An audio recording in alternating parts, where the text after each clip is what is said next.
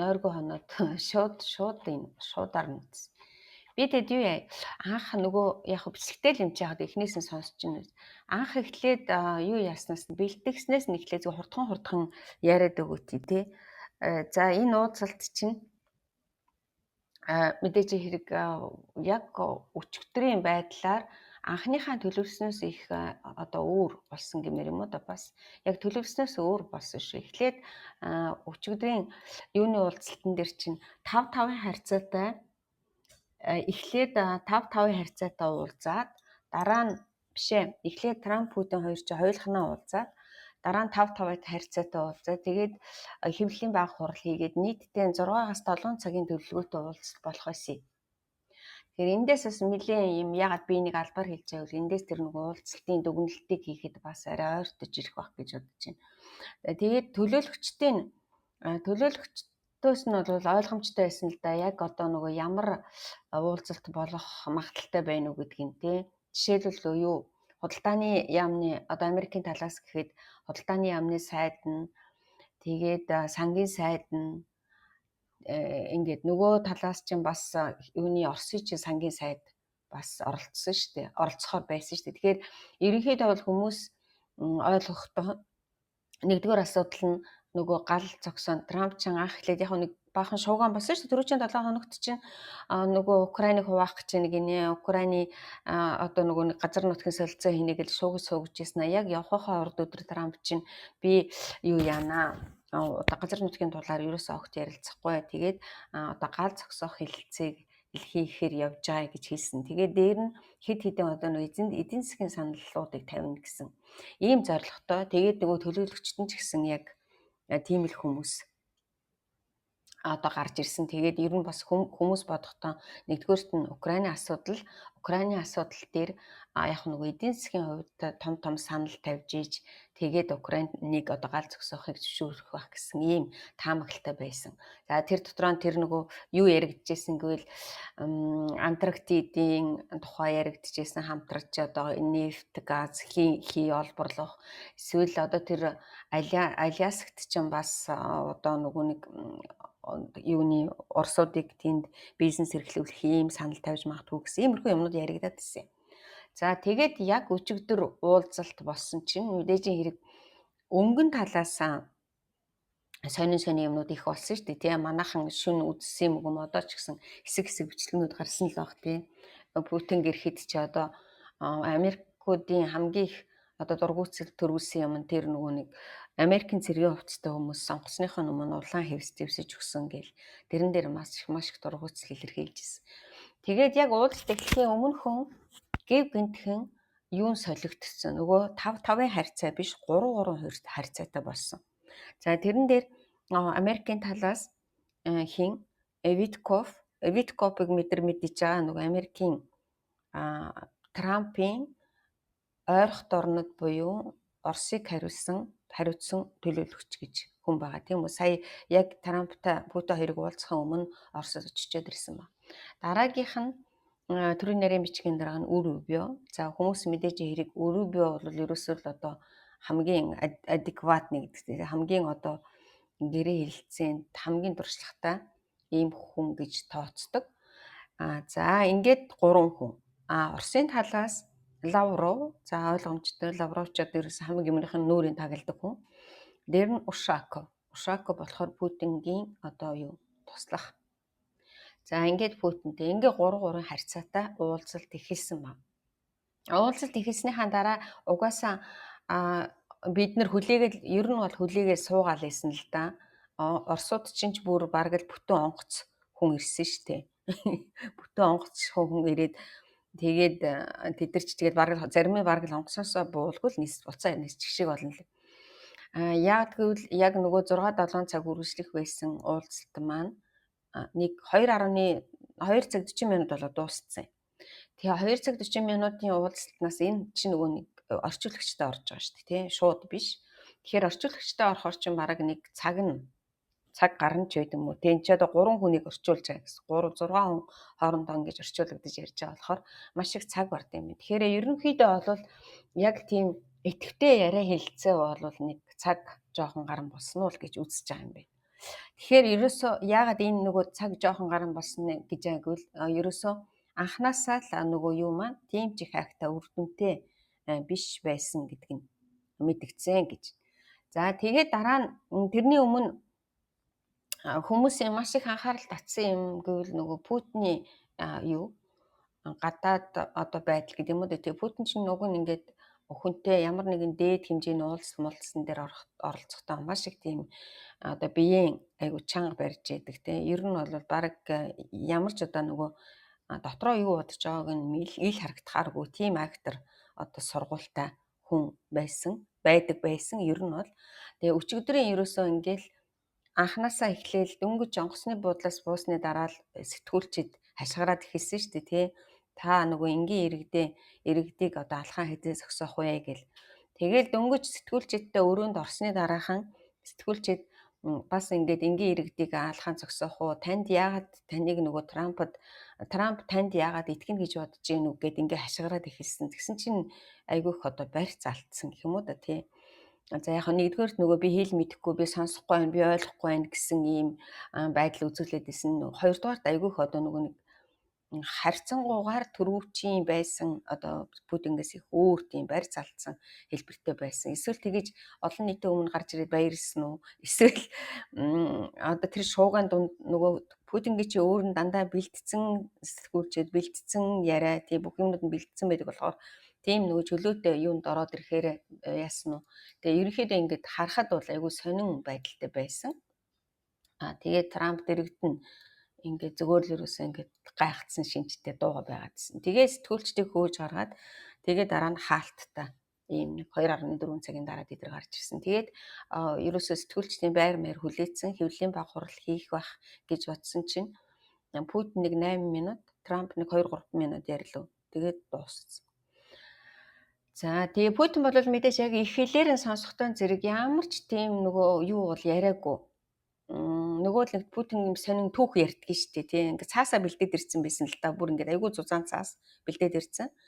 Тэгээд цаасан дээрээс ингээ уншаад исэн. Тэр уншаад байгаа юм болохоор дандаа нөгөө түүхийн тий Аляск бол одоо манай одоо Оросын нутаг байсан. Одоо ингээд Аляскта Орос биш Америк хоёр ч юм бол одоо хөрш орнууд бид нар чинь одоо нэг талаараа түүхийн хувьд нэг ард түмэн энэ Аляскийн хувьд Аляск дээр энэ төр гэл ингээд баахан түүх яриад 8 минутын чинь бараг л нэг 4-5 минут нь тийм баахан түүх тэгэл хэнийг Трампыг магтсан гэл иймэрхүү юм барьжаад тэгээд нэг жоохон бараг л ингээд миний хувьд бол ерөөс яг ингээд ихээр нь сонсоход тэнд ингээд яг тэрийг л аваад яг л энэ л яг хэрэгтэй юм байна гэж хэмээгэр сонсоогүй. Тэгээд нэг юм ажиглагдсан гэвэл ингээ айгууд бэлдсэн зузаан цааснуудаас нэг хэсгийг цаасыг уншилгүйгээр ингээд аваад доотлолтой тавьсан байхгүй юу. Тэгэхээр бодоход хэрвээ яриа хэлэлцээ амжилттай болсон бол тэрийг цаашаа унших байсан байж магадгүй юм тий. Тэгээд тэрийг уншилгүйгээр ингээд тавиад тэгээ нэг тийм жижүүрийн үгнүүд яриад дууссан ба. Трамп бол ерөөсөө уулзалт сайхан боллоо, амжилттай боллоо, баярлалаа.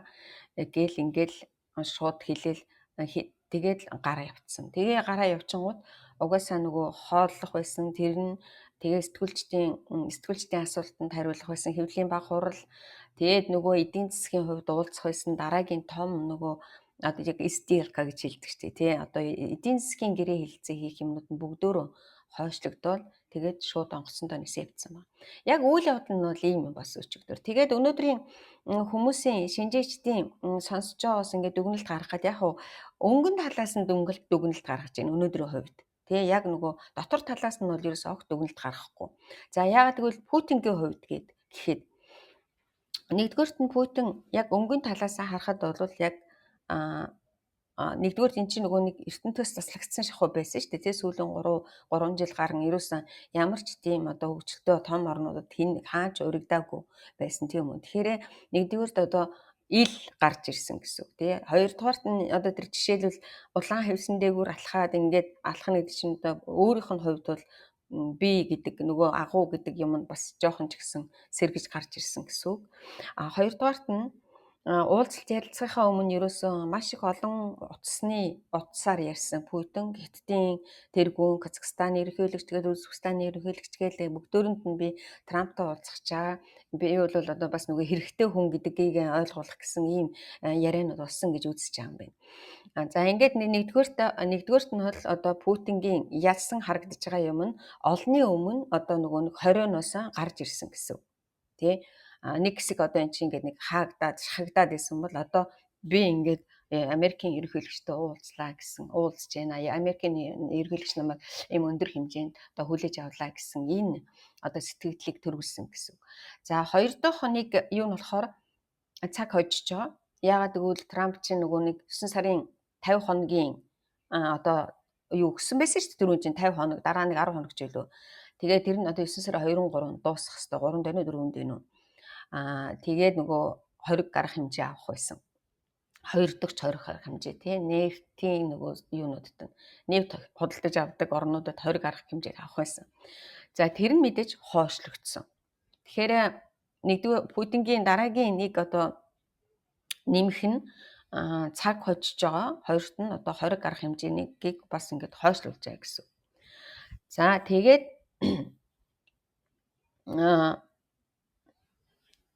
юу гэж хэлсэн гэвэл галыг одоо төр зогсоох асуудал бол ерөөсөө миний сонирхлыг татахгүй байна. Ерөөсөө л одоо дайн дуусгах хэрэгтэй гэж хэлсэн. Гэхдээ мэдээж одоо их үүсвэрийг нь арилгах. Дайн гарах болсон их үүсвэрийг нь арилгах. За энэ бол нөгөө нэг нууц одоо юу гэдэг нөгөө нэг энэ үгний цаатал дээр одоо Украин гэдэг улс байхгүй, Украин гэдэг орон хиймэл гэ тэр читэл өчигдөр уулзтан дээрээ том юм нөгөө газрын зурагтай бичиг баримт авчирсан гэж байгаа байхгүй юу. Украин улс бол одоо хиймэл орон, хиймэл зохиомол орон тий. Эн чинь бол угаасаа л Орос Украин хоёр бид нар чинь ах トゥ улсууд, нэг улсууд гэдэг ийм ойлголтыг Трамп төрүүлэх гэсэн бичиг баримт хүртэл авчирсан. Харин аз орчуудад тэр бичиг баримтаа өгсөн юм уу гэж чадсан уу юу гэж ааж байна. Тэгэхээр нөгөө их үүсвэрийг нь арилгана гэдэг чинь одоо Украин гэдэг орныг л ерөөсөй байхгүй болгох. Тэгээ ийм орн байх ёсгүй гэдгийг л одоо санаагаа хэлсэн байна. За тэгээд яагаад төр хугацааны гал зогсоохгүйгээр ингээд зүгээр дайныг тэр чигээр нь зогсоох санал тавьсан гэвэл одоо эн чинь маш их хугацаагаар ингээд нөгөө дайн зогсох одоо нөхцөл хойшоогоо ингээд шидэгдчихэж байгаа гэсэн. Их хэмжээгээр одоо холдчихж байгаа. Хугацаа хожиж байгаа гэмээр юм уу те. Тэгээ тийм болчихж байгаа гэсэн үг. За Путингийн хувьд ингээд өнгөн талаас ийм дүгнэлт хийж байна. За Трампын хувьд болохоор тактикийн хувьд бол одоо ялагдсан гэж үзэж байгаа юм бэ. Тэ юу гэсэн гэвэл одоо ямар ялагдал хүлээсэн гэвэл өнгөн талаас гэсэн үг шүү дээ. Тэ өнгөн талаасаа л тактикийн хувьд. Яагаад гэвэл дэлхийн одоо юугийн тэ цэргийн одоо гэмт хэрэгтэн маш их олон хүний айманд төрсэн дайны гэмт хэрэгтнийг одоо өөрийнхөө нутаг дэвсгэр дээр улаан хевсэн дээр хүлээж авсан. Тэгээ энэ нь бол нөгөө өөрийнхөө одоо тэр Америкийн нэгдсэн улсын лидер байх байдлыг үгүйсгэж тэгээд одоо өөрийнхөө имижийг алдсан гэж үзэж байгаа юм байна. Стратегийн хувьд бол дүгнэхэд эрт байна гэж үзэж байгаа юм байна. Стратегийн хувьд цаашаа яах нь бол өнөөдрийн байдлаар тодорхой биш байгаа учраас стратегийн хувьд бол яг ялсан уу, ялагдсан уу гэдэг юм уу эсвэл тийм яригдах болоогүй гэж юм.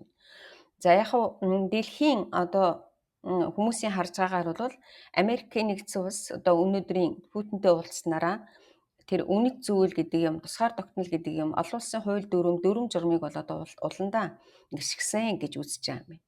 За хоёр дахь минус нь болохтан зэрэг ямар ч одоо үр дүнд хүрсэнгүй гэж үзэж байгаа юм. Яагаад гэвэл ерөөсөө 6-7 цагийн дараа ямар нэгэн тийм хилцээ хийгээд гарын үсэг зураач гэдэг юм юу гэдгийг тохиролцоод гарах байтал ерөөсөн 2 цаг гарантай уулзаа шууд одоо хаяад явчихж байгаа гэдэг чинь нэгсэндээ уулзалтанд орохынхоо өмнө маш их олон юм амлж очсон шүү дээ тий.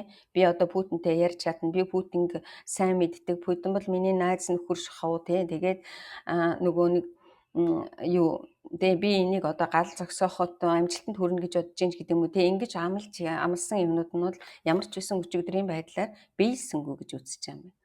За тэгээд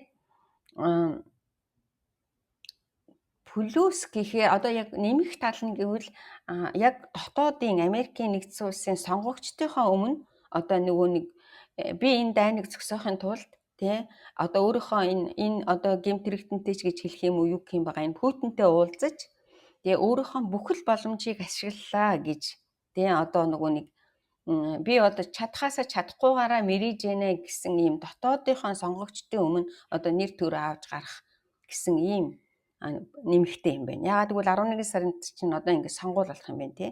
Тэгэхээр тэрнээс өмнө би бол ямар ч байсан ингээд чадахгүй бүх үйл юмнуудыг одоо хийж яана гэдгийг харуулах гэсэн ийм санаа байгаа юм байна. За тэгээд дараагийн 7 хоногийн тэгээд дараа нь энэ уулзалтын дараа Трамп шууд юуны Зеленскийтэй цаг орчим утсаар ярьсан ба. Тэгээд шууд Зеленскийтэй ярьсны дараа юуны Европын холбооны улсын одоо бүх бараг ихэнх лидерүүд оролцсон. Ер нь Франц Финлянд, Польш, Герман өөр хаанхын орнууд байлаа тийм. Тэгээд Европын холбооны тэргүүнүүд ингээд уулзсан. Өчигдөр утсаар ярьсан 30 гаруй минут. Яг дараа нь юусе шууд залгаал утсаар ярьсан ба. За тэгээд Зеленскийг нэгд өдөр 18-нд одоо ирж Вашингтонд ирэхийг урьсан ба. За тэгээд Зеленский мэдээж зөвшөөрсөн. Тэгээд Украиний хувьд бол одоо ийм юм боллоо тийм үү. Ингээд яг өнгөн талаараа ийм болоод дууслаа. За ингээд Трамп дараа нь юу гэж мэдгдсэн гэвэл би Путинтэй ерөөсөө түр гал зогсоохгүйгээр ерөөсөө л дайныг бүхэлд нь зогсоох гэсэн ийм юм дээр тохирлоо гэсэн. За тэгээд Трамп ч дандаа л ерөөсөө нөгөө яриа амжилттай боллоо, сайхан боллоо, одоо баалаар дүүлэх юм бол 10 боллоо гэл ингээд бахан амлсан. Үгүй ярьсан тий. Тэгээд за энэ бол мэдээж сайшаа мэдэгдэх баг. За одоо хамгийн хэцүү юм нь юу үлдсэн гэвэл 1 сарын 1 дэх өдрөө одоо Трамп Зеленский чинь Трамптай уулзна. За энэ бол нөгөө нэг актер уулзалтын дараах одоо анх удаага яг Америкт очих уулзалт болно. Мэдээж энэ дээр юунуудын Зеленск одоо ямар байдалтай харьцахаас бас их юм шалтгаална. За яг хөө шинжээтэй дүгнэхтэй төрүүчийн бараг тэр нөгөө нэг 2 сард уулзснаас хэцүү уулзалт болж магтгүй гэж үзэж байгаа юм байна. За яг хөө зөвлөгөө нь болохтан зэрэг ерөөсөө Европын лидерүүдтэй хамгийн сайн ярилцаж үгээ тохирч тий энэ нэгдүгüүрт нь ганцхан одоо Украины биш Европын аюулгүй байдлын тухай одоо Трамптай тулж ярилцах хэрэгтэй гэж үзэж байгаа юм байна. За тэгээд мэдээж хэрэг Трампыг магтах хэрэгтэй. Одоо ч өчигдөр чинь Путин чинь Трампыг чинь юу гэж магтсан гэвэл юуны төрүүчийн одоо юу гэдэг нөгөө ерөнхийлөгчийн сонгуул таны ерөнхийлөгчийн сонгуул чинь юу яасан тий нөгөө хуурамч байсан та ялах байсан гэдэг юм уу тий Путин чи одоо нөгөө баахан магтсан шүү дээ. Бараг л нөгөө Нобелийн шагнал авах болсон шахуул юм ярихаа шахсан. Тэгээд аюух магтсан. Тэгээ одоо тэр магталтыг бас л хийж л таарах байх л да тий. За ийм юм боллоо. Тэгээд өнөөдөр энэ ярианы дараа өглөө Европын цагаар өглөө Европын холбооны удирдагчдын мэдээлэл гарсан ба. Хамтарсан мэдээлэл. За энэ гол санаа нь бол ерөөсөө Европ Зеленский, Трамп, Путин нарын 3 тал дээд хэмжээний уулзалтыг зохион байгуулахад туслахад одоо бэлэн байна гэж хэлсэн. За энэ дээр тэр Эрдоган бас санал тавиад байх шиг байлээ. Туркид тэр гурыг уулзуулах. За дараа нь Украин улс бүрэн эрх нутаг дэвсгэрийн бүрэн байдлаа үр дүнтэй хамгаалахын тулд одоо тийм том юу гэдэг бит онон тий цутгамал одоо тийм аюулгүй байдлын баталгаа авах ёстой. За энд Украины зэвсэгчүүлэн хүчин болон 3 дахь оронтой хамтран ажиллахад ямар нэгэн хязгаарлалт байх ёсгүй. Оросын холбооны улс Украин Европын холбооны болон НАТОд орох замд хориг тавих боломжгүй. Украин өөрөө нутаг дэвсгэрийн талаар шийдвэр гаргана. Олон улсын хил хязгаарыг хүчээр өөрчлөх ёсгүй. За Украинд үзүүлэх дэмжлэг одоо цаашид үргэлжлэх болно. Тэгээд Украинд одоо энэ энгийн иргэдийн амь нас үргэлжилт одоо үргэлжилсээр байгаа цагт бид Оросд үзүүлэх дарамт шахалтаа үргэлжлүүлэх болно. Бид Оросын цэргийн эдийн засагт дарамт шахалт үзүүлэхин тулд хориг арга хэмжээ болон эдийн засгийн бусад арга хэмжээг нэмэгдүүлэхээр байх болно гэсэн ийм мэдээлэл хийсэн байна. За энэ өнөөдөр өглөө тий гаргасан мэдээлэл. Тэгээд тэрэн дээр нь нөгөө саяын тэр Украины Европын холбооны бүх одоо лидерүүд гар үсгэж зурсан. За ингээд өнөөдөр бас нэг ийм жижиг сажиг мэдээ гарч ирээд байгаа. Америкийн нэгдсэн улс Украины аюулгүй байдлын баталгаа болгож НАТОгийн 5 дугаар зүйлийн тийм аналог буюу одоо дуураймал хэлбэрийг юунд Украинд санал болгосон гэсэн байна лээ. За тэгээд Америкийн энэ саналыг одоо Путинтэй тохиролцож Зеленский болон Европын орнуудын удирдагчтай ярилцах талаар одоо ярилцсан гэд нэг ийм жижигхэн шүүм явж байна. За хэн болохтой зэрэг Путин болохоор угаасаа л хинд ерөөсөө л Донбасс мужийг буюу нөгөө дөрвөн мужаа одоо тэд нар чинь нөгөө дөрвөн мужи руу анх дайрахтаа 22 онд дайрахтаа өөрийнхөө үндсэн хуулийг өөрчлөөд өөрийнхөө юунд Оросод нэгтгэсэн шүү дээ тий. Тэгээд одоо чи нөгөө тэр үед үндсэн хуулиа өөрчлөөд хүний дөрвөн мужийг нэгтгэчихэд одоо бид нар үндсэн хуулиа өөрчлөхгүй яагаад гэвэл эдгээр чи манайх гэж гүрийгээд байгаа шүү дээ. Тэгэхээр тэрийг л хэлсэн гэж байна лээ. За ийм юм болоод өнгөрлөө саяын. Тэгээ энэ болохтой зэрэг яг өнөөдөр урьдчилан шөнө болоод өнгөрсөн болохоор яг өнөөдөр ингэж бүр цааш нь одоо яаж үргэлжлэх юу болохыг бол бид нар мэдээж мэдэхгүй. Одоохондоо өглөөнөөс хойш ерөөсөө янз бүрийн л ийм нөгөө юунууд л яваад байна. Юу гэдэг нөгөө хэвлэлийн мэдээллүүд эсвэл одоо өнөөдөр гэтэл бүхэл одоо ерөөсөө ингээл нөгөө хэвлэлүүдээр өөр хороол дүгнэлт бичиж байна. Хоёрдугаарт нь тэр нөгөө Европын холбооны улсуудын одоо жишээлбэл өнөөдрийн Макроны мэдээлэл гарч ирсэн байна. Тэгээ саяын Европ холбооны улсуудын мэдээлэл гарч ирсэн байна. Ингээд эднэрийг мэдээж өнөөдөртөө тийм нэг одоо юу гэдэг оволцсон бахан мэдээл байна. Тэгээд нэгд өдөр гэхэд Зеленскийгийн уулзлын дараа дахиад бас өөр юм болох байхаа.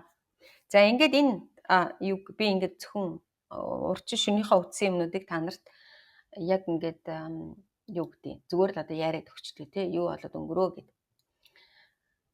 За тэгээ 2-7 хоног бараг яриаггүй шүү дээ тий 2-7 хоногийн дотор ерөөсөө Украин сая чи нөгөө нэг энэ уулзалтын өмнө мэдээж хэрэг хоёулаа л одоо жишээлбэл Оросууд фронт дээр илүү байдал гаргах гэл Украинууд бас нөгөө Оросын гүнд одоо илүү байдал үзүүлэх гэл ингээл маш их одоо эрчимтэй ажиллагаанууд явагдсан гэх юм уу да тийм. Гэхдээ Украинчуудын одоо сүүлийн үед хамгийн энэ сүүлийн одоо бараг л 10 хоног өнөөдөр чи 20 гэдэг чи 16 сүүлийн 14 хоногийн хугацаанд 2-оос эхлээд 14 хоногийн хугацаанд юуны Оросын 6 нефт боловсруулах үйлдвэрт одоо системтэйгээр зохиолт өгсөн байна.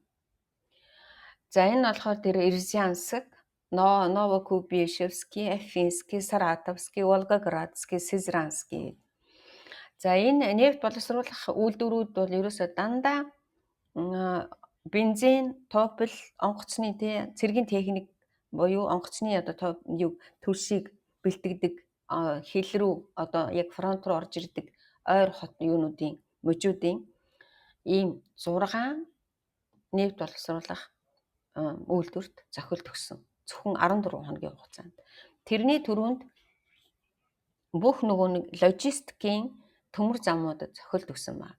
Тэгэхээр Украины тактик бол ерөөсөө л яах нь гүнд нь одоо логистик буюу төлшнийх нь одоо хангамжийг юу яах. Тэгээ сүйтгэх ийм юу гэдэг зохиолт өгөх ийм тактик хэрэглэлээ. За тэгээд өчигдөр 15 гэдэг чинь тий өчигдөр бас тэр Оросын Рязань мужинд эластик гээд дарь үйлдвэрлэх цэхэд гал гараад тэр үйлдвэрлэх цэг болоод тэр чигээрээ шатсан ба.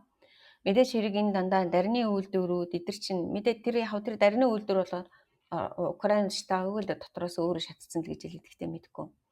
За бас Украины нэг айгүй актер одоо энэ шимийн дунд өнгөрсөн юм гээл Украины нөгөө нэг Оля гэсэн байхаагүй Оросын Оля гэдэг том ачааны хөлөг онгоцыг живүүлсэн. За энэ нь нөгөө Иранаас дрон буюу зэвсэг техник зөөдөг. Яг одоо ачаа нь ирдсэн багт нь одоо живүүлсэн. Тэгээ энэ бол одоо энэ шугаан дунд болсон бас нэлээд одоо тийм амжилттай юу гэсэн үг. Тийм ажиллагаа болсон гэсэн үг. За тэгээд Энэ 7 хоног сая өнгөрсөн 7 хоногт нэг шууганд дэвшигдсэн бол нөгөө Покровскийн фронт байгаа. За түрүүн доог нэг дөнгөж цохуулгаад орхисон. Тэгэхээр сая энэ нөгөө нэг Покровск хотын за би юун дээрээс нь хараад би нөгөө картан дээрээс нь Покровск хотын төлөөх тулдаан буюу одоо эн чинь нөгөө нэг Донбасс чиглэлийн тулдаан гэсэн үг байхгүй юу? Энэ бол мэдээж хэрэг сүүлийн 7 хоногт ерөөсөн маш их анхаарал сүүлийн 7 хоногт ч ерөөсөн сүүлийн хэдэн сар тий дандаа л энэ Покровскийн төлөөх тулдаан ч одоо баг 9 сар болж байна тий. За тэгээд Оросууд сая 3-4 хоногийн өмнө тэр нөгөө нэг одоо Оросуудад хамгийн их чухал 2 хот байдаг байхгүй Славянск, Краматорск гэдэг Донбассад. Хэрвээ бурхан минь одоо юу гэдэг те тэр хоёрыг эзэлчих юм бол Донбассыг тэр чигээр эзлэгдэх ёстой байхгүй уг нь. Тэдний одоо зорилго нь тэр. Энэ 2 хот тултан зэрэг 14 онд эзлэгдчихээ дараа нь Украинууд чөлөөлж исэн. Тэгээ Украины чөлөөснийхаа дараа одоо нөгөө нэг юу айгуу сайтай гэсэн үг. Хамгаалт айгуу сайтай. Тэгээд нөгөө гол одоо замнууд нь тий одоо жишээлбэл тэр Покровск ягаад энэ Покровскийн төлөө Оросууд өхөн алдсан гэж зүтгээд байгаа гэвэл яг одоо нөгөө Украины гүнээс наашаага фронт руу орж ирж байгаа хуурай замын нөгөө сүлжээ логистик сүлжээ наа. За тэгээд 10 тэр нөгөө нэг 10 км ерөөсө яах ихэн зургүй ердөөс нь 3 хоногийн дотор 10 км цөмөрж орж ирсэн. Тэгээ газрын зураг дээр нэг юм сонин 2 эвэр шиг болоод ороод ирсэн. За тэнгууд чинь нөгөө хэвлэлээр өстө айгүй амар их шуугсан шүү дээ. Бөөн шууган болсон. Украинууд нөгөө Покровскийн фронтон задарлаа, эзлэгдлээ. За манай Монголын фейсбુક дээр ч гэсэн айгүй их мэдээнүүд гарч ирсэн.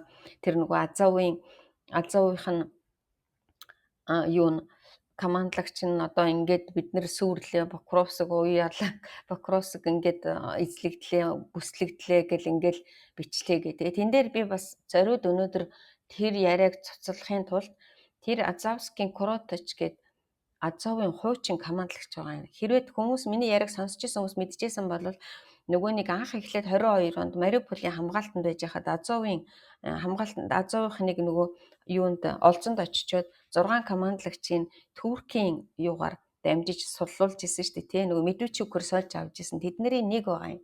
Тэгээд ирснийхаа дараа юуны сэргэн засах эмчилгээ хийлгэж хагаад тэгээд нэг хэсэг жоохон фронт дээр ажилласан баха. Тэгээд биеийн байдлаас болоод тэр командлагч бүр Азовыг орхиод гарцсан. Одоо ингээд одоо бие нь муу гэдэг юм уу да тий. Тэгээд нэг одоо сул байгаа гэсэн. За тэр хүн бол мэдээж хэрэг ер нь бол фронт айгүй эвгүүтлэгээ битсэн. Тэгээд тэрийг одоо яг жинхэнэ одоо энэ Азовын зэргүүд бууж өгж яах мөгж ийн гэж бичээд илээ. Үгүй тийм болоогүй шүү. За ингээд 10 км гээд ингээд баахан 2 өдөр чинь баг бөөн шуугаан болоод паниктаад ерөөсөө бүх фронт ингээд сүрж ийн гингүүд уржигдэр 2 өдрийн өмнө 3 өдрийн өмнө болох нь үү те Азов өөрөө яг жинхэнэ Азов дээр нь хэд хэдэн одоо нөгөө тусгай бригад гэдэг юм тусгай тийм бригадууд гэдэг юм. Энд яг тэр 10 км орж ирсэн газрыг тасалсан. Таслаад. Тэгээ нийтдээ 1 2 3 4 5 6 7 юуг яг дундуур нь таслаа. Тэр тасал юу яаж орж ирсэн. Тэр гэвэр шиг юмыг яг голоор нь таслаад тойрсон 7 жижигхэн сууринг чөлөөлөөд одоо тэгээ тэнд дахиад тэр нөгөө чинь дундуур нь таслана гэдэг чинь нөгөө тал дээр нь бас Оросууд тэр Күчрэви яар гэдэг дотор Оросууд байгаа гэсэн тийм нэгснэ бүсэлцэн байгаа даа гэсэн. Тэрийн цэвэрлэгээ хийгээд тэгээд яхад яг өнөөдрийн байдлаар Жанжин штаб нь болохоор тогтворжуулсан гэж байна. Тэгээ Покровск чиглэлийн одоо тэр цөмрөөд орсон хэсгийн байдлыг тогтворжуулсан гэсэн. За тэгээд Азовын мэдээгээр тэнд ерөнхийдөө бараг 300 гаруй бүхэл бүтэн батальон орж ирсэн байна лээ. Тэгээд айгүй олон хүмүүс олзонд орж ирсэн. Харахад нас нь бол арай л дэндүү бага. 20-25 насны хүүхдүүдийг л тэрлүү залуучуудыг л хийсэн юм шиг байл шүү дээ. Тэр олзонд орж байгаа орж ирсэн хүмүүс нь бол ерөөс дандаа залуу хүмүүс харагдчих. Тэгээд нэг 3 хоногийн дотор одоо 300 гаруй хүний 200 гаруйгийн 200 тий алдагдaltaа тэгээд шархагдсан хүн одоо чинь бүү мэд. Тэгээд зөндөө олон хүн олцонд олсонд ороод тэгээд энэ фронт төр зур докторчсон ба. Тэрнээс биш одоо сайжирсан гэдэг юм уу? Эсвэл одоо байрлал нь бүр айгүй сайн болсон гэж хэлэх одоо боломжгүй. Тэгээд энэ юун дээр ийм юм болсон. Тэгээд мэдээж Азовынхан тэгээд дээр нь хэдэн тийм элит группүүд орж одоо докторчулж авлаа гэж зарласан ба. За тэгээд мэдээж юунд 110 мянган Оросын одоо хүмүүс цэргүүд одоо энэ юунд Донбасс чиглэлд байлдаж байгаа. За тэрний дараа сая нөгөө Сум чиглэл рүү 2 хотыг бүр мөсөн цэвэрлсэн 2 Оросууд Украинууд. Тэгээд тэр нөгөө Новомихайловка гэдэг талаас нь хэдэн километр орчим байгаа юм бэ? Би хараад байна. 4 км-ийн ингээд бас нөгөө ингээд тасалж магадгүй Украинууд тасалж магадгүй юм байдалтай болчиход байж байгаа. За бусад нөгөө фронтууд нь бол нэг их яг уу ер нь бол айгүй хэцүү байгаа л да тийм. Ялангуяа Донбасс чиглэл бол тэр чигээрээ нэлээд хэцүү байгаа. Тэгээд ийм басан байгаа шүү. Тэрнээс тэр нөгөө нэг одоо Покров фронт залруулаа, Украинууд энд ялагдлаа, нөгөө Азов нь ялагдсан гинлээ гэсэн яриа бол худлаа. Харин эсрэгээр Украинууд тэнд одоо амжилттай юу үзүүлсэн. Амжилттайгаар ямар ч байсан фронтыг докторжуулж авлаа гэдэг чинь. За ингээд хэд хэдэн одоо нөгөө нэг Оросууд ч бас нэг юм сонин техник хэрэгэлдэг юм байна. Мотоциклоор ч юм уу юугаар ч нэг жижигхэн хот руу дахиад орчдөг юм байна. Тэгээд дахиад оронгуудаа далбаага өргөө зураг авахулцдаг юм байна. Тэгээд тэрийг одоо дээшээ дарга нартай явуулдаг ч юм яадаг чинь тий. Тэгээл тэрийг нөгөө одоо зарлахтаа яад үгүй эзэлчлээ гээл одоо далбаага өргөцсөн гээл эзэлчлээ гэж зарлждаг юм. Тэр нь бол одоо дандаа нөгөө хорлон сүйтгэх ажиллагаа явуулдаг тийм цөөхөн хүмүүс байд юм байна. За ийм л юм болчоод байж байна одоохондоо. Гэтэ ярих юм бол амар их босон л доо 2-7 хоногт айгүй олон мэдээнүүд байсан. Тэгээ зүгээр яг өнөөдөр чинь би бас яг нөгөө орж ирдэг өдөр биш үү те сайн бэлтгээгүй байсан боловч ингээд ийм яарсан мэдээ гарсан учраас сая шин саран бид хоёр орж ирээд яри да гэд. Тэгээд ороод ирсэн. Тэгээд ингээд тойроод яриад тэгэхөө өнөөдөр тэрнээс ш одоо нөгөө түрүүчийн 7 хоног тийм болсон гэж ярих юм бол амар их удаан юмнууд болох байх гэж. За баярлалаа. Тэр энэ уулзалтын тухайд бол хүмүүс айгүйх анхаарч байгаа бах тий. Тэгэхээр тэр тал дээр эднэр ерөнхийдөө яаж тэр жинхэнэ бүтэн очгүй яв тийм ээ. Энийг тойрсон элдв яриа наанцаа юм хідүүлээ сах ярих үргэлжлүүлээд манайхаа тэр жинхэнэ бүтэн мөн бах шин сараа харин нөгөө нэг тэр бүтэн чи очихын уртлын өдөр нь Магаданд ирсэн шүү дээ. Магаданы тэр нөгөө нэг Рибний завууд юу гэдэг лээ загсны үйлдвэрч гэдэг юм уу тий. Тэнд очилсон тэнд нэг хүн байсан. Хүн гэдэг чинь нөгөө Путин шиг хүн. Тэр нь бол харин ёстой өөрөө биш байх шиг байна лээ. Зүгээр эн чинь нөгөө маш их хол замд тий эн чинь бас ч гэж одоо 10 цаг гарan гэсэн үстэй тий. Замаараа тэр Магадан ороод цаашаа явна гэхээр би тэр харин Магаданы үйлдвэрт явж байгаа Путин бол харин ёстой жинхэнэ биш байх гэж харсан. Би энэ Путинг бол яалтж яахгүй өөрөө. Гэтэ эн чинь бол би яагаад өөрөө байх гэж бодсон гэвэл ер нь бол эрсдэлтэй шүү дээ тийм ээ. Одоо энэ цаг одоо технологи хөгжсөн байна. Энэ цаг үед эмиг яаж мэдхүү одоо Трамп хэрэг хуурамч нь өөртөө нь уулзсан байна гэвэл бүр сони юм болно гэдэг чинь Трамп чинь Путингийг хөндөлдөг тийм одоо олон жилийн нөхөрлөл энэ төр гэж үздэг агуу гэж үздэг тийм тэр читэл одоо өнөөдөр 2 админ засагтай 2 бүрний өдөртөгч уулзлаа энэ тэргээд хэлж байгаа хүн чигийг үндхэн хуурамч нь өрөөдөр өсөөд болно гэдэг. Тэгээд тэр нэг өвдгөө нь ингээд амар чичрээд аваад зүтэй тийм нэг одоо тэр уулзж явах араас нь өвдгөө нь ингээд нуглараад тэгээд тэр бол яг жинхэнэ одоо баруун хөлөө жоохон чирж яваад байгаа тэр чинь нэг яг энэ чинь одоо 70 Путин ч одоо яг жинхэнэ баримтчгээр бол 52 он төрсөн. Зүгээр яг баримт бичиггүйгээр бол 50 он төрсөн гэдэг юм хэлсэн. Тэгэхээр ч одоо бас л 73-аас 75 насны хүн гэдэг чинь бол ойлгомжтой тий. Тэгээд тэр гар хуруу муруу энтрийг харж байхад Тэр бол хуурамч байх ямар ч юугүй. Гэхдээ миний тэр одоо айгүй сонин гайхсан юм ингээд шууд нэвтрүүлэг үзэж байхад тэр мимик одоо нүүрний хувирлууд уг нь байдаггүй. Зүгээр тэр бандсан гэхээр ч одоо эн чинь ийм КГБ-гийн ийм актер олон жил 20 30 жил одоо байгаа хүн бол тэр олонний өмнө гараад суртсан л баймаар тий. Ер нь бол Путин чинь тэгэж амар нүүрний хувирал мөврөл байдаггүй шүү дээ. Би одоо зөндөөл уулзтуудыг харж орчуулж исэн. Ер нь тийм нүүрний хувирал мөврөл байдаггүй. Өчигдөр мэдхгүй юу олоод исэн бүү мдэрс ойлгоогүй. Зүгээр яг нөгөө өөрөөх нь одоо Путин чинь жил болгоныг 12 сард уулзалт хийдэж штэ хүмүүс сэтгүүлчидтэй уулзалт хийдэг. Тэгээд тэд нар чинь дандаа нөгөө ингээд бэлтцсэн хүмүүс сууж агаад тэгээд нөгөө тайван амгалан орчинд ингээд яг нөгөө бэлтцсэн асуултыг асуудаг болохоор гів гинтхэн ингээд шаагаад олон сэтгүүлчид ороод ирэхээр ингээд уучраа мэдэхгүй байсан уу яасан мэдэхгүй нэг л нэг тийм сонирн болсон. Зүгээр ойрдоо тийм том өндөр хэмжээний уулзалтанд очиагүй болоод тэгсэн үү. Тэгээд тэрнээс би болгохдоо үнэн л гэж би бодож байна. Үнэн өөрөө гэж. Зөв. За манайхан өөр асуулт яриа юу байна? Тэр нөгөө өндөр нь өөр Хараад байлээ авах. гэдээсэн. Тэгээд тэр чи угаасаа тэр нөгөө нэг өндөр скийтэй дотор талтай өсгийтэй готлон өмсчдэг юм биш үү? Тэгээд тэр чин одоо Трамп чи хэдтэй 190 хэдтэй гэлээ. Бараг 23 4 см-ийн зөрүүтэй гэж шүү дээ өндөр нам нь. Тэгээд Путин чи сая уулзахдаа ер нь бараг л адилхан ших уулцсан гэсэн. Тэгээд харин намхан. Тэгээд тэр нэг гутлаа өндрөсөгчдөг юм байна тийм. Нэгдүгээр.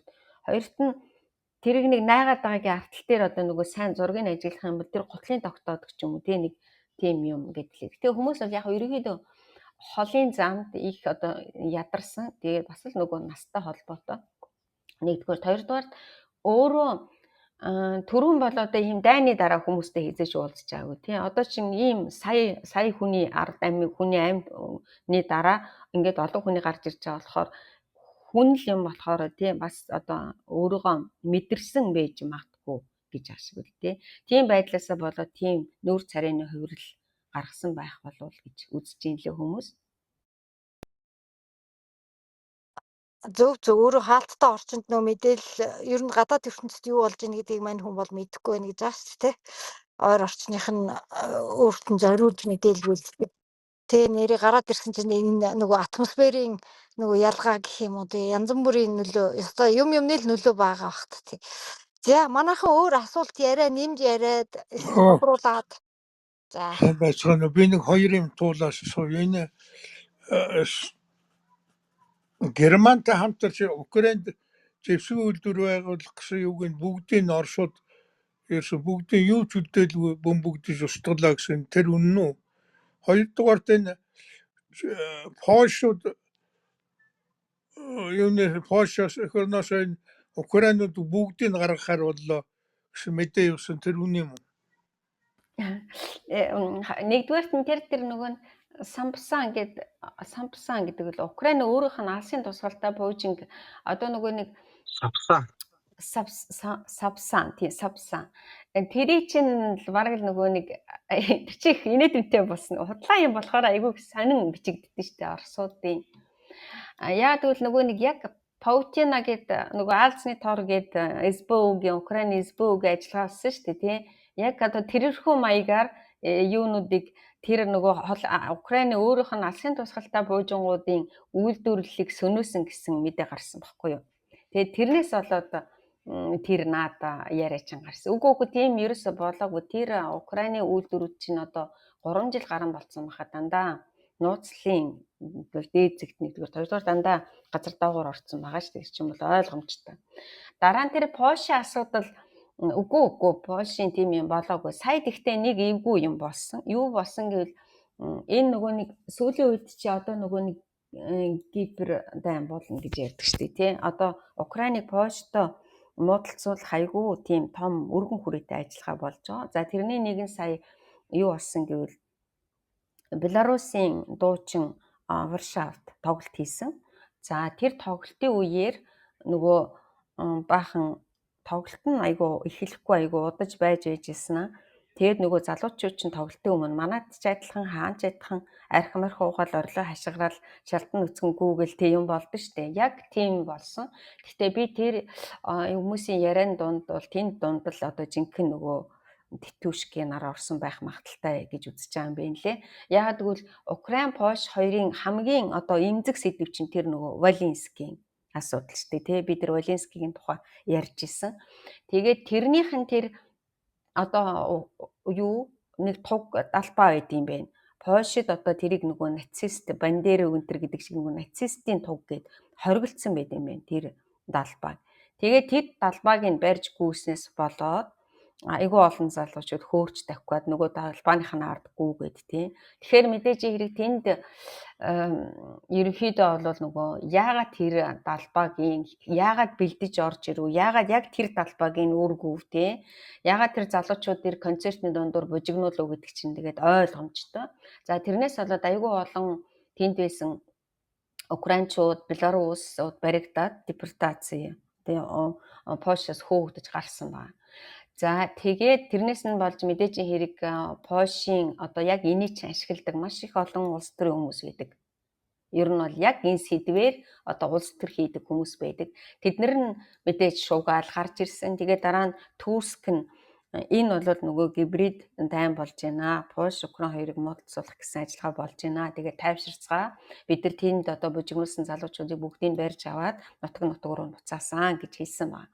Тэгээд тэрнийхэн дараа дахиад хоёр дунд 17-8 та өсвөр насны хоёр хүүхэд бас яг тэр Волинскигийн гашуудлын одоо нөгөө юунд зориулсан хөшөөн дээр нь бичлэг хийсэн байгаа.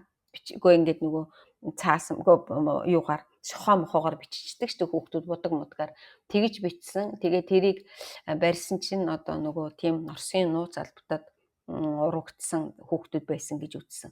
Тэгэхээр энэ Польш, Украин хоёрын хооронд ингээд нөгөө яг тэр эмзэг сэдв дээр нь одоо болоод байгаа ийм мэдээллийн дайн болж байгаа. Тэрнээс биш Польшууд Украинуудыг сая 27 оны хэдэн сар хүртэл да тэр нөгөө хамгаалтын сунгацсан байгаа нэгдүгээр.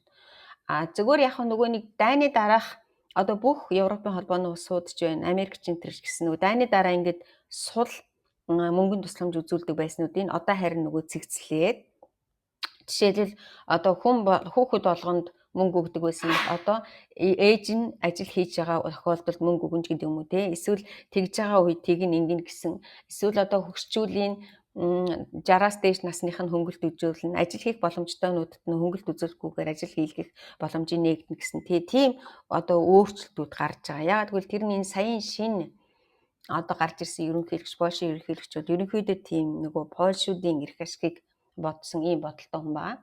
Тэгээд тийм юм болж байгаа. Тэрнээс биш бөөнөр нь гаргаад байсан юм ерөөсөй байхгүй одоогоороо орж ирж лээ. Гэтэ нөгөө нэг энэ дээр нэг юмыг бас манайхаа ойлгох хэрэгтэй л дээ. Яг дайны дараах хил өөр байсан тийм үү? Зүгээр дуртай хүн Украинаас цугтааж орж ирсэн хүн болох орж ирсэн.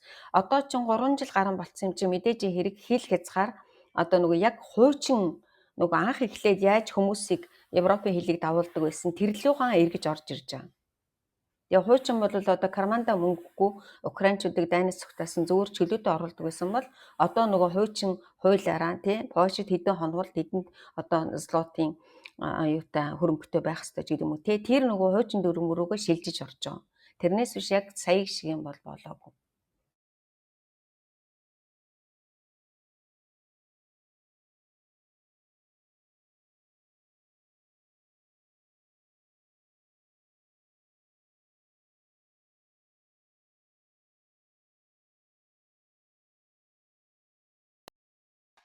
Путинг барьж чадахгүй шүү дээ. Яагаад гэвэл тэр нөгөө нэг юунд тунхаглалт нь Америкийн нэгдсэн улс чинь гар үсэг Тий, олон улсын шүүх нөгөө Гаагад Америк өөрөө мембрээр ороогүй байхгүй юу?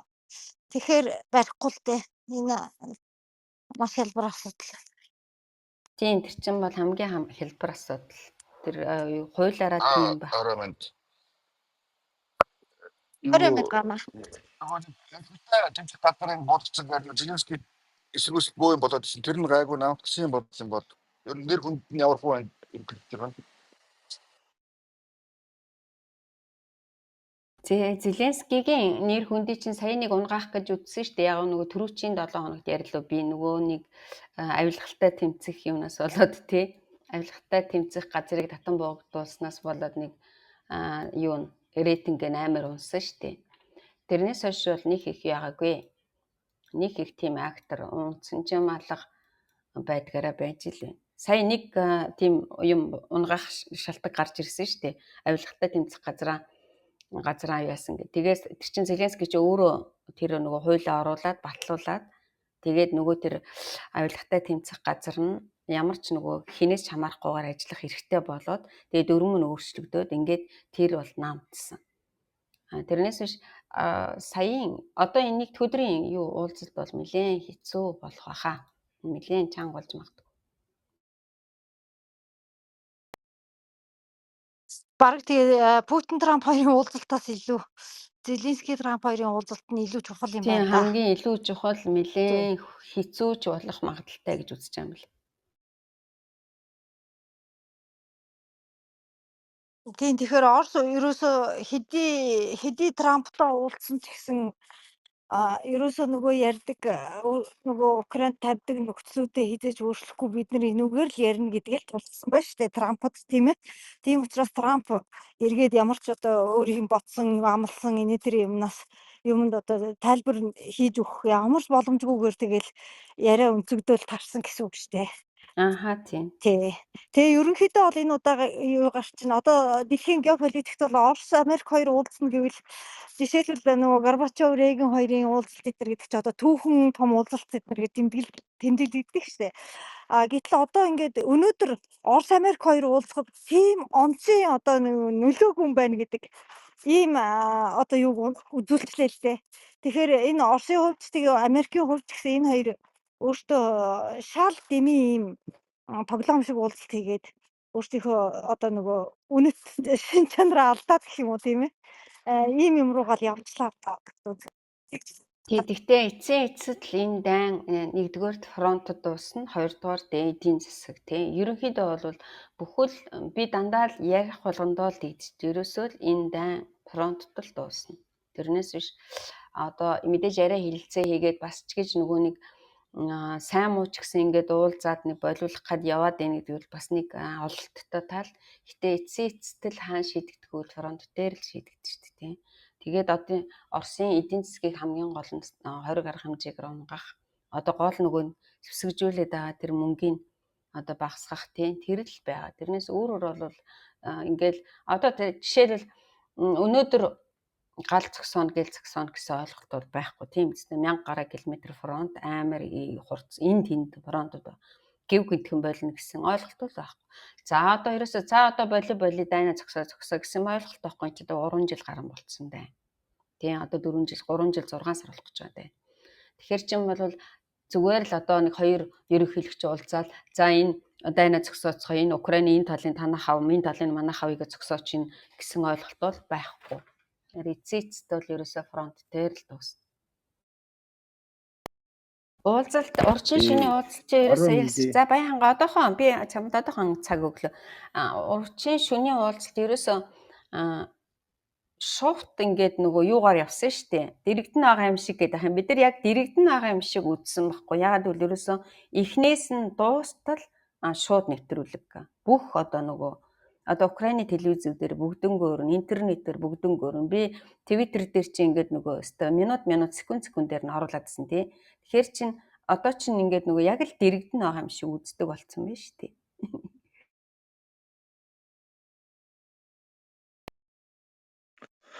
Орой мэндэ энэ юу яа чинь л да энэ уулзалт дээр нэг 2 point одоо гол юм харагдаад байгаа шиг байна л да. Путин бол өөрөө одоо нөө байр суурь тодорхой илэрхийлсэн шүү дээ. Одоо энэ дайн гарах одоо шалтгаан үр дагаврыг арилгах хэрэгтэй гэдэг мэдгдсэн. Тэгэд энэ нь болохоор нөө шалтгаан үр дагавар гэдгээ эдгээр юуж тодорхойлж байгаа гэхээр нөгөө л нэг зэрэггүй бүс байгуулах өнцгөө үзэлтнээс одоо Украиныг салах. Тэгээд дээр нь одоо өөрийн төлөөний одоо тийм өөрийн нэг Украины одоо засаг захиргаан тавих. Ийм л гол үндсэн одоо зорилготой үндсэн шалтгаан нөхцөлийг эндээс тавьсан. Тэгэхээр энэ нөгөө шалтгаан нөхцөлийг арилгах хэрэгтэй гэсэн юм яриад байгаа шүү дээ Путин чинь. Тэгэхээр Украины нийт одоо нутаг дэвсгэрийн хэмжээнд дээр авч үзэж энийг яриад байгаа шүү дээ. Тэгэхээр Путиний санаа бол сая энэ дээр бол тодорхой тэрийг илэрхийлчихсэн. За Трамп сая уулзалтанд явж ирснийхаа дараа бас нэг мэдээлэл хийчих шиг болно шүү дээ. Ер нь бол хин хоёр бид хоёр тохирсон байгаа. Путин бид хоёр. Тэгээ одоо бид нар Зеленскийтэй уулзсан би. Нэлээд ятуу ширүүхэн уур амьсгал дунд байх. Магадгүй одоо украинчуудын тавих саналыг хүлээн зөвшөөрөхгүй гэдэг нь тодорхой гэсэн. Тэгэхээр энэ дээр үл нөгөө хоёр дахь point нь юу гэхээр Краснов гэдэг хүн чинь өөрөө Путинээс юугаа даалгавар авчихад одоо ингээд тэр даалгавраа биелүүлэх гэж байгааг нэг хэлбэр болов гэсэн ийм одоо юу яаш харагдаад байгаа. Тэгээ түрүүн тэр аюушихын тэр асуусан асуултан дээр тэр юуны Их Британи юу хоёрын хамтарсан үйлдвэрийг тэр дэлбэлсэн энэ төргээд бөмбөгцсөн юм тэр үл бодлаа. Юуны Оросын нөгөө энэ бөмбөгтүүд чинь үндсэндээ энэ Украин нутаг дэвсгэр рүү орж чадахгүй байгаа шүү дээ. Ер нь бол аль болох алсын зайнаас те нөгөө би нөгөө юу лээ туу 165 туу 190 ч үлээ. Энэ онгоцууд чинь нөгөө аэродром буюу одоо тэр нөгөө юуны нэлээд хол одоо тэр нөгөө Красноярскийн хязгаарын юм уу эсвэл тэр нөгөө юуны Каспийн тэнгисийн зүүн эргийн тэр хотуудаас билүү дээ. Нисээд тэгэд ер нь Украины нутаг дэвсгэр рүү төхөж очиод тэгээ нөгөө нэг алсын удирдлагатай бөмбөгүүдээ мулталж хайдаг. Тэгээ ер нь бол энэ одоо нөгөө пап загварын энэ бөмбөгүүд нь бол юм одоо оновчл муутай. Тийм учраас ерөнхийдөө л нэг тийм чиглүүлсэн маягтай яваад. За тэгээд гол Оросын одоо нөгөө Украины одоо энэ хотууд руу халдаад байгаа асуудал чинь нөгөө пуужингууд энэ нөгөө шахид дорооны асуудлууд байгаа тийм. Тэгэд энэгээр үл нэг айхтар тийм оновчтой одоо стратегийн байгууламж гэдэг юм уу засаг захиргааны байгууламж энэ цэргийн үйлдвэрүүдийг оноод одоо яг ийм тодорхой факт баримтууд бол байхгүй байгаа. Энэнд бол онохгүй байгаа. Энэ дээр одоо Украины нөгөө нэг агаарын тоглоомс хамгаалах системүүд байна. Украинчуудыг энэ дээр нэг агууштай чанарын бас энэ Европын холбоо, энэ Америк, НАТОгийн гишүүн орнууд одоо бас энэ дээр анхаарат байгаа нь юу гэхээр улс улсаас авчирсан энэ агаарын тоглоомс хамгаалах системүүдийг нэгдсэн нэг одоо нөгөө юунд аюулаа удирдлагын системд холбож тэгээд энийгээ үр дүнтэй хэлбэрээр ашиглаж чадчихна гэдэг. Эдгээр хоорондын уялдаа холбоог маш хангасан байна гэж яриад байгаа байхгүй. Тэгэхээр энэ дээр үл тэгэл нөгөө одоо юу яаж ш та нар мэдээ аль талынх нь мэдээг харахад ерөөсөө Оросууд бол дандаа одоо иргэний байгууламжуудыг одоо өдөр тутам буужинд ч юм дороонд ч харин эсрэгээр та нар өдөр болгон одоо юу хардаг бол мэдээ хардаг бол юуны Орос дээр болчихж байгаа юуны Украины дроонууд бол юу яаж штт. Яг одоо зорилттой байнууд онж тусч जैन тий. Тэр олон нөгөө үйлдвэрүүд, нефтийн үйлдвэрүүд, тэр үйлдвэрүүд нь яасан ч их барагддгүй үйлдвэрүүдийн тэр бол нэг юм амж. За энэ нэг юуны асуудал түрүүний тэр аюушихын асуусан асуултан дээр. Тэрнээс одоо тэр айхтартай үйлдвэрийг нь зад бөмбөгтөөд тэгээ юу ч болох чаад ингэсэн юм бол байхгүй мэлээ шүү. Фронтын нөхцөл байдал бол үнэхээр хүнд байгаа нь одоо аль талдаа. За Оросуудын хувьд бол сүүлийн үед нөгөө нэлээд одоо хүчийг фронтод хаяж байгаа. За одоо өдөрт бол ер нь тэгэл хэдэн мянгаар нь одоо цэргийн албан хаагчтай шилжүүлэн байршуулж байна. Зөвхөн Донецк, Донбасс, Луганскийн чиглэл дээр хамгийн гол халуун цэгүүр Покровскийн чиглэлийг хэвээрээ байж байна.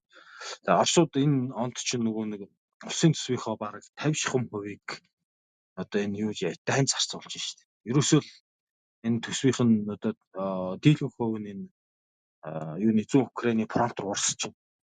Энэтэй холбоотойгоор Оросууд одоо сүүлийн үед юун дээр яг фронтын шугам дагуу одоо яг байлдаан тулгаралт явагдаж байгаа цэг болгон дээр дроны өмнө нь бол нөгөө украинчууд дроны давуу байдалтай байдаг гэсэн одоо аль одоо юу гэдгийг альч төвшний дрон гэдэг. Дроны ч бас дотор нь англиад байх шиг байна.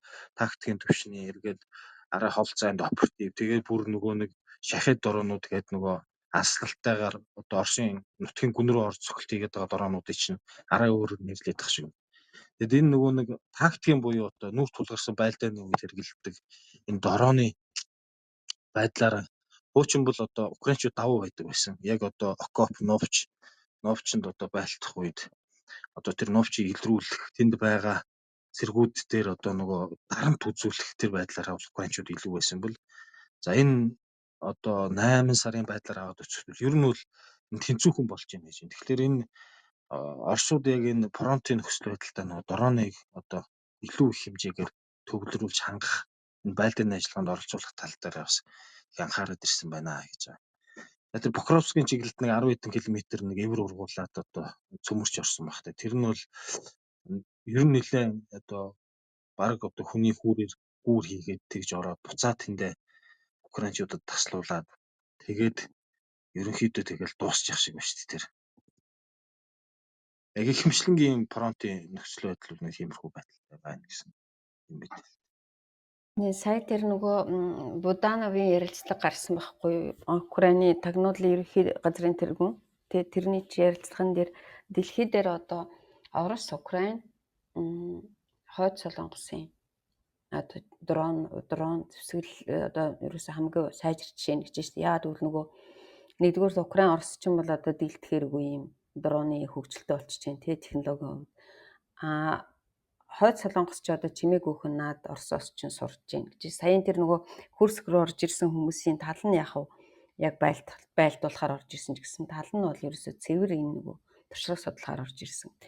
Тэгээд тэр Буданов бол шууд хэлж штэ хэлээ штэ. Орос, Украин, Хойд Солонгос гурыг одоо дийлдэхгүй болж байна гэж. Дрон бол аюултай юм блэ. Би өдөр болгон л бичлэг үзэх. Дронууд бол айгүй аюултай юм биш. Ер нь амар хөгжиж байгаа юм байна. Одоо тийч нөгөө нэг фронт дээр 20 км дотор ерөөсөө одоо хүн байхгүй нэ гэж шүү дээ. Хоёр талаас зөвхөн дронууд л байлдаж.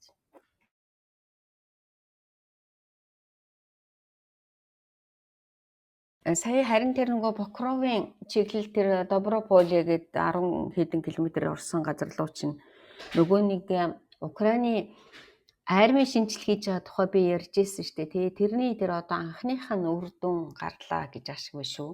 Тэр одоо нөгөө корпус систем гэдэг нэг юмр ороодсэн дээ. Тэр чинь одоо эдгээр чинь нөгөө Украинаас бас нэг авч суралцах юм юу гэвэл анги нэгтгэлүүд одоо бригад энэ корпусууд нь дээр үтч одоо нөгөө ерөнхий мөнгөний нөгөө дээрээс нөгдөг. Одоо юу гэдэм бэ? Нөгөө төлөвсөн тэ нэг дээрээс нь мөнгөний нөгдөг. Тэгээд дараа нь тэд нар тэр мөнгөөр нь одоо зэвсэг авдаг байсан бол одоо бригадуудад мөнгө нь өөрсдөө хуваарлагдаж очичоод тий одоо хуучин одоо дээрээс нь Батланбаалах яамны одоо тэр нэг зэвсэг хангамжийн газар нь зэвсэг өгдөг байсан бол дөрөмөрөө нийлүүлдэг байсан бол одоо корпуст мөнгө нь ирээд тэгээ корпус бригад батальонуудад хүртэл мөнгө нь очоод тэд нар яг өөрийнхөө батальон буюу бригадад корпуст хэрэгтэй машин техник дрон ерөөсөө юу хэрэгтэй байгаа өөрөө шууд захиалдаг ийм системд орж байгаа юм бэл.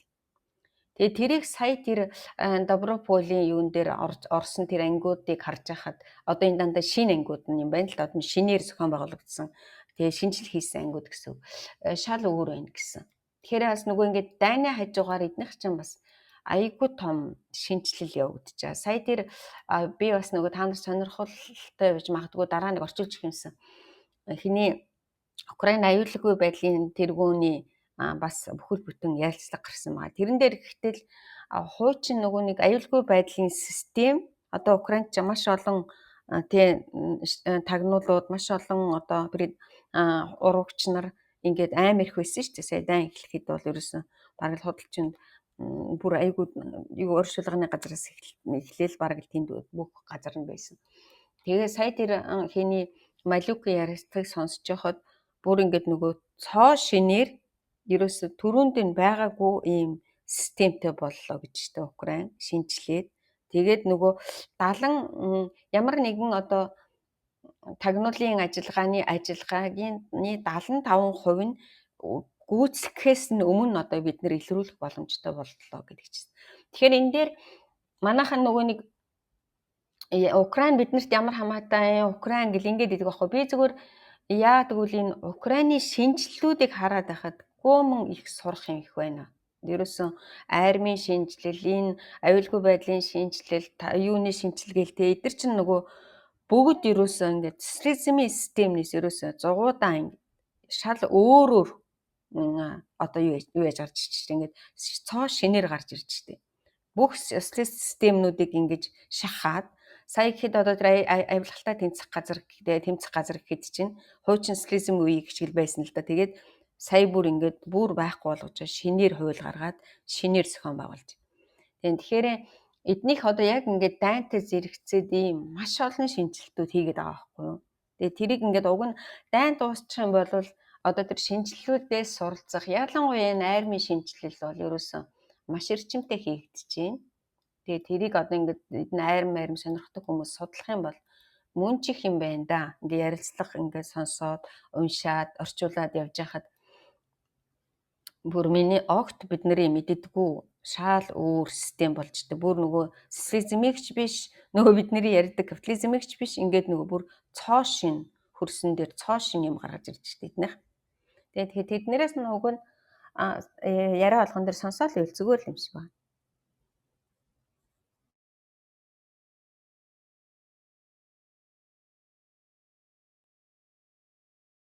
За энэ коммент хэсгээр бичсэн байна. Туулд итгээл хэдэн жил Украин ялж ийн гэж итгээд яваад байсан. Гэтэл өөр дүр зураг улам бүр тодорхой байх юм. Ялаад байгаа мó ялагдаад байгаа мó гэсэн байх юм. Энэ дээр бол хэн нэгэн одоо анханасаа л хэлж ирсэн шүү дээ. Эний ч одоо ялаад байна гэж хэн хэлсэн? Та нар л тэгж одоо самран тархинда тэгж ойлгосон юм боос.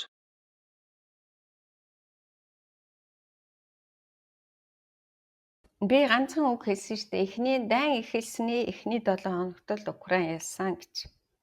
Тэ? Дайны эхний 3 хоногт л Украин ялсан гэж. Энэс хойш бол дайн үргэлжилж байна. Дайн ерөөсөө дуусах болоогүй нөө. Дайн дуусах болоогүй. 3 жил 6 сар болох гэж байна одоо. Тэрүүний тэр Малюкийн хэлснээс гадна тэр нөгөө цэргийн тагнуулынхын албаны Будановч нь бас нэлээд өргөн дадаачтай арга хэмжээнүүд авч эхэлж байгаа юм байлаа шүү дээ. Ер нь бол эргээд энэ Оросын энэ нөлөөллийн бүсийг сулруулахын тал дээр Украин нэлээд ажиллаж байгаа юм байлаа. Тэр нөгөө Туран үзлийг одоо үзэл дээр энэ Украины гадаад тагнуулын алба, энэ цэргийн тагнуулын албууд ч нэлээд оролцож явж байгаа юм байна лээ. Тийм тэр Будановын ярилцлагыг нэг орчуулах юм бол тэр аюу гоё ярилцлага болсон шүү дээ. Будановын ярилцлага, Малюкийн ярилцлага ч гэсэн Малюкийн тэр нөгөө нэг аалз ажиллагаагаа явуулсан тэр хоёр гоё ярилцлага тэр 47 хоногт гарсан нэрээ.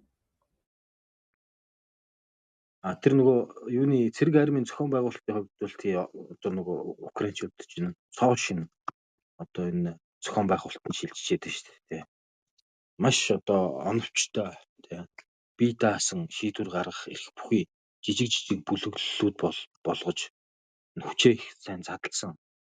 Тэгээд энэ нөгөө Оросуудын нөгөө энэ дайтах арга тактикт одоо тохируулж юу яасан хориглолтын системүүдийг маш сайн байгуулсан юм билээ зүүн одоо энэ байлдаж байгаа энэ зүүн Украины хэсгүүд дээр. Энэтэй цуг зэрэгцээд бас Оросуудыг бас ингэж дутуу үнэлж болохгүй юм билээ. Оросууд чинь бас сүүлийн үед айгүй хүч задлж байна. Яг энэ Украины энэ аргыг их ашиглаж байна. Жижиг энэ моциклтэй жижиг унлагтай юм бүлэглэлүүдийг айгүй их нэг тарааж явуулдаг болсон байна лээ.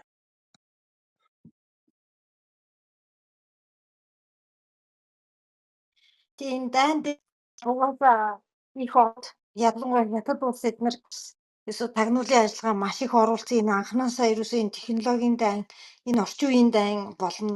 Тэгээ улс орнууд ч өөрсдөө нөгөө зэр дэвсэгтэй байдаг. Тэгээ яг одоо бодит тулаан дээр ямар энэ пунктыг хадгалж чадах юм уу?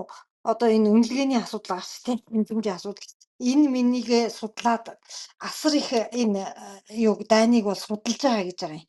Тэгээ энэ хөөрхий минь юун дээр бичээд байгаа хүн эднэр бол одоо өрөвдөлтэй энэ одоо хэдгээр зундаач хоцорсон хүмүүсийн бид нар монголчууд ч гэсэн энийг сурж ойлгож юу яаж суралцчих шаардлагатай шүү дээ. Ийм арга байдаг юм байна, ингэдэг юм байна. Эний чинь бүр улс орнууд асар өндөр судалж явж байгаа зүйл учраас энэ за хөөрхий тэр хэрүүлийг хөөгөөд ч яах вэ? Тэгээ энэ хятад улс эднэр бол дайн эхлэхдээ зэрэгцээ тагнуулд орсон гэж ярьж ах ч үлээ. Одоо жишээлбэл хаа байсан тэр Украин ямар хамаатай юм бэ гэдэг авах их сонирхолтой. Сая ингээд би яагаад албаар тэгж хэлсэн гэвэл 6 нефт боловсруулах үйлдвэрийг л одоо сүүлийн 14 хоногт Украинууд сүйтгэжтэй тийм бааз. Тэгэхээр чин Орос ч манахтай хөрш. Тэгэхээр чин нефт боловсруулах үйлдвэрийн ингээд одоо миний мэдхээр зөвхөн сүүлийн 14 хоногт 6 нефт боловсруулах үйлдвэр гэдэг чинь одоо нэг юм хэлэх гээд байгаа үстэй тий. Манайх руу яаж нөлөөлөх вэ гэдэг нь. Тэр одоо тэгэхээр чинь ингээд цаашаа эднийг ч юмөр айгүй хол бүр сая тэр Лукойл үлээ тий. Тэдний Лукойл гэдэг нэртэй том нефт боловсруулах үйлдвэрийг бүр ажиллагаанаас гаргачлаа шүү дээ.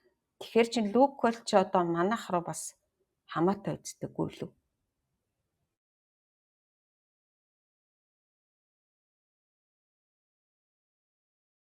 Тэгэхээр манайхан нөгөө ингээд Украиныг амар хол гэж ойлгоод байгаа байхгүй юу?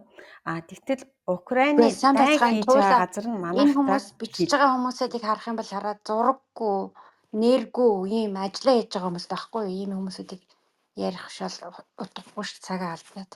Гэж Украиныхаа мэдээг л сайхан ярьж. Энэ хүмүүс чи ажиллаа хийж амь зууж байгаа хүмүүстэй хардаад бүгдээрээ тийм нэргүй, зураггүй эсвэл хар хүний зурагтай байгаа үст. Троллууд байхгүй юу? Тий. Ботуудад зориулж хэлэхэд сая Японы сонгуулийн дараа энэ сонгуульд гадаад улсаас хэрхэн нөлөөлөв гэдэг дээр судлаад тэгээд одоо энэ бот юу мэдээллийн их усүр дээр сэвж байгаа мэдээллийн их усүр пропагандагийн их усүр нь хаана байна? Тэгээ энийг сэвсэн газрууд нь хаана байна? Дэлхийн газрын зураг дээр юу яаж байгаа шүү дээ. Өнгөөр ялгаад бүр харуулад тэгээ нийт ботуудын одоо сэвэлт энэ юм тэдэн хувь байсан байна, ийм байсан байна. Тэгээ одоо нэг утасны цаана намайг өөр нэртэй зураггүй явахаар хинж мэдэхгүй гэж боддог үе одоо ингээ өнгөрж байна. Тэгээ мянга сэвсэн ч гэсэн эн чи одоо ингээд зүгээр алган дээр харж байгаа юм шиг харагддаг болох нэ. Технологиор эргээд хай технологиор энэ хүмүүс хөрхийсэн та нар айгүй гоё ажил хийж байгаа гэж бодож байгаа бол эргээд ерөөсөө ингээд дорхноо баригдах ийм юмд орсон байгаа шүү. Эрхэм ботуудаа гэд нэг хэлчихье. Тэр түрүүн Баян хангагийн хэлээд байгаа тэр чинь нөгөө юу штэ. Тэр Туран их Туран гэдэг төсөл чинь манай айгүй л хүмүүс мэдгүй байгаах тий. Их Туран гэдэг төсөл чинь нөгөө Турк, Азербайджан, Казахстан, Өзбекстан улсуудыг багтаасан тийм соёл улс төрийн байгууллага байт юм билээ. Тэр лөө Украиныг одоо нэгдэж төсөлд нь одоо хамтарч төтөө оролцох тухай одоо ярьсан байлээ шүү. Тэрэндээ тэр одоо ч нөгөө сая Азербайджан чи юу болов тий? Юу болоод байна Оростой. Тэгэхээр ингээд Украины цэргийн тагнуулынхан чинь ингээд нөгөө бүх одоо Оросуудын нөлөөлж байгаа талаас нь одоо энэ рүү ингэж нөлөөлж ажиллаж байгаа гэсэн үг шүү. Нэгсэндээ Оросын нөлөөллөөс энэ улсуудыг ингэж татаж гаргаж ирж байгаа гэсэн энэ тэгээд тэр их Тураны төсөлд одоо идэвхтэй оролцох бодолтой байна гэд хэлсэн бэл. Тэгэхээр их Туран гэдэг нь ямар улсууд энд хамаардаггүй вэ? Турк, Азербайджан, Казахстан, Өзбекстан.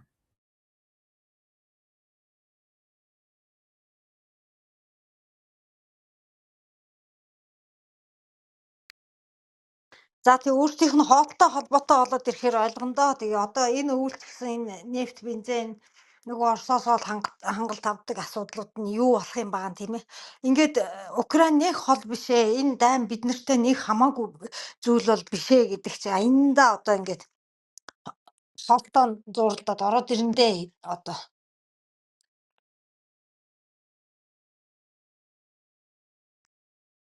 Тэр үчийн 7 хоногт Украинуудаас нөгөө юунд цохилт өгсөн штэ. Татарстаны дрон Татарстанд ч одоо яг тэр дрон үйлдвэрлэдэг хот Алууга гэдэг лүү тэнд.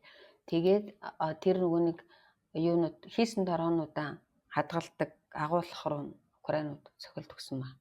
Тэгэхээр Украины одоо дронууд чинь тэр далайн дрон тэр газрын дронууд бол өстой үнэхээр хөөрх юм байл шүү дээ. Тэр бичлэгнүүдийг би хаяа оруулаа.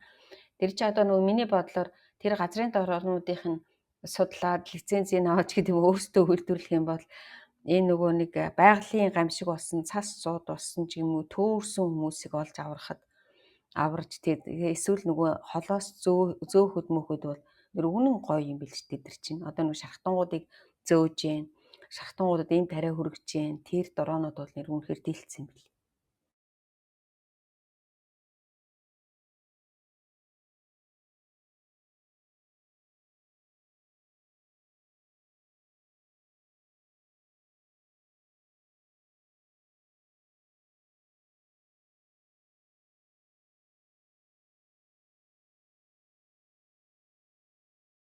За тэр бас нэг цохилдуулсан 4-7 хоногт юу болсон гэвэл нөгөө нэг Оросын Брянск мужид үнэч хэсэгт гэдэг тэнд нөгөө Дружба газрын тос дамжуулдаг сүлжээн дээр цохилт өгсөн. Тэр одоо нөгөө нэг юу Унгар, Братислав энэ лөө хий явдаг хоолой.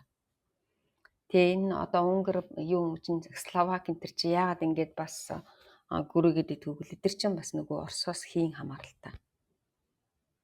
Тэгэхээр ер нь бол ингээл нөгөө Оросоос хамааралтай бүхэл орнууд л одоо ингээд их бага хэмжээгээр амар хохирч шээ. Энэ дайнаас л болоод зарим нь энэ дайныг ашиглаад Оросоос одоо хамааралгүй болж гарч эхэлж байна тий. Одоо жишээлбэл Азербайджан, Армян гэх улсууд.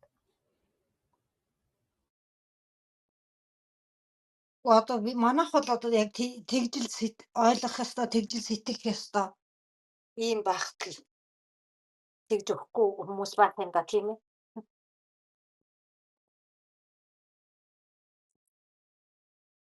Яа тэгээд өнөөдөр чи Мерц бас мега мэдж байгаа тий. Мерц бас хөөрхөн юу хийсэн байл шүү дээ. Үгнүүд хэлсэн бэлээ. Ер нь Европын холбооных гайгүй л. Тэр нөгөө нэг юу асуугаад ирсэн нэг би хэлэхээ мартчихэж.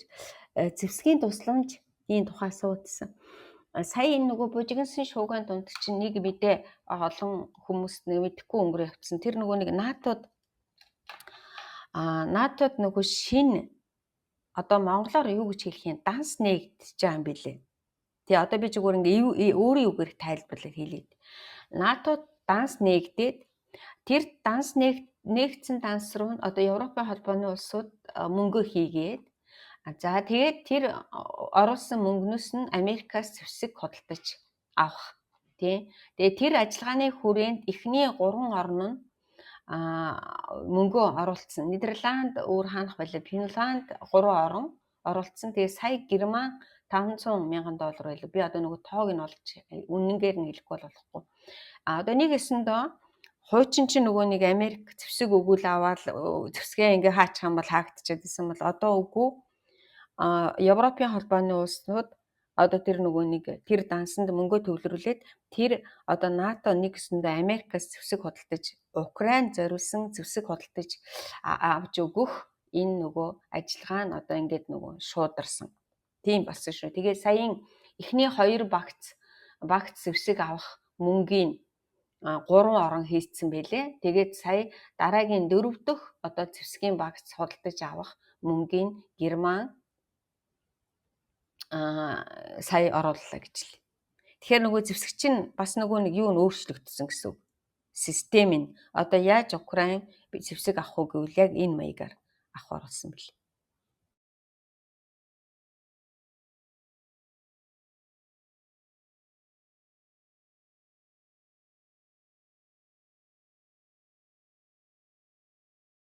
Тэгээс нөгөө зэвсэг бүр өхөө болцсон гэсэн юм бол байхгүй. Мөн систем нь өөрчлөгдсөн.